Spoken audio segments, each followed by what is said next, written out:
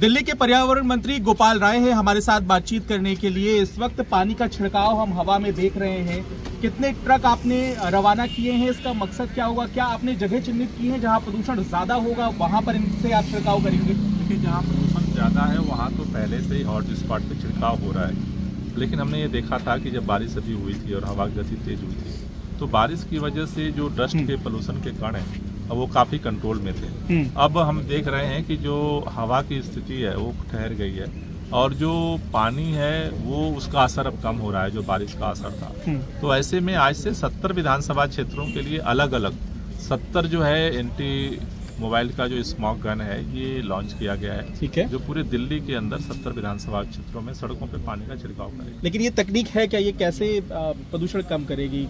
नहीं, ये तो पानी का छिड़काव करती है, इससे डस्ट को जो है वो सड़कों पे जो डस्ट होती है उसको सेपरेट करने का काम करती है। साथ ही जाहिर है कि इस पूरे मामले पे राजनीति भी हो रही है। भाजपा आरोप लगा रही है कि प्रदूषण कंट्रोल करने के लिए दिल्ली में कुछ नहीं किया गया और वो पराली का जिक्र भी कर रही है। भाजपा के इन आरोपों पर क्या कहेंगे गोपाल राय जी? 3 बातें मुझे कहनी है। पहली बात यह है कि भाजपा के पास 3 सरकार है, वो प्रदूषण के लिए क्या कर रहे हैं। ठीक है, दिल्ली सरकार तो दिन रात काम कर रही है और आगे भी करेगी, लेकिन केंद्र सरकार क्या कर रही है?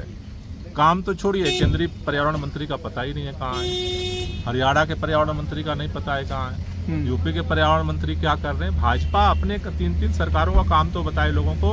हम जो काम कर रहे हैं सबके सामने है। जहाँ तक पंजाब की बात है, पंजाब में भी 60% से ज़्यादा पराली हमने कम किया है। ठीक है, लेकिन भाजपा क्या कर रही है? भाजपा कह रही है पंजाब में पराली जल रही है इसलिए हम पटाखे फोड़ेंगे, प्रदूषण बढ़ाएंगे। कह रही है कि जो है 10 दिन पहले प्रदूषण था इसलिए हम पटाखे फोड़ेंगे, प्रदूषण बढ़ाएंगे। भाई, हम तो प्रदूषण कम करने में लगे हैं, आप ही तो कम करो। अंतिम सवाल मेरा है ऑडी-1 को लेकर, जिसे लेकर पिछले दिनों काफ़ी चर्चा हुई, टाल दिया गया, और पानी के बारिश को लेकर भी है, कृत्रिम बारिश जो होनी थी, और साथ ही साथ जो यूपी हरियाणा की जो टैक्सी बैन करनी थी ऐप आधारित, क्या इन्हें लेकर चर्चा शुरू करेंगे या इंतजार करेंगे प्रदूषण की स्थिति को देखते हुए? अभी आज की जो स्थिति है वो एक्यूआई 361 है, तो अभी ये सभी इमरजेंसी मेजर्स जो है वो सीवियर प्लस कैटेगरी आने के बाद ही इस पर विचार किया। बहुत बहुत धन्यवाद गोपाल राय, ये बताते हुए कि आखिर क्यों पानी का छिड़काव किया जा रहा है और भाजपा के आरोपों का जवाब देते हुए भी। पंकज जैन, दिल्ली आज तक।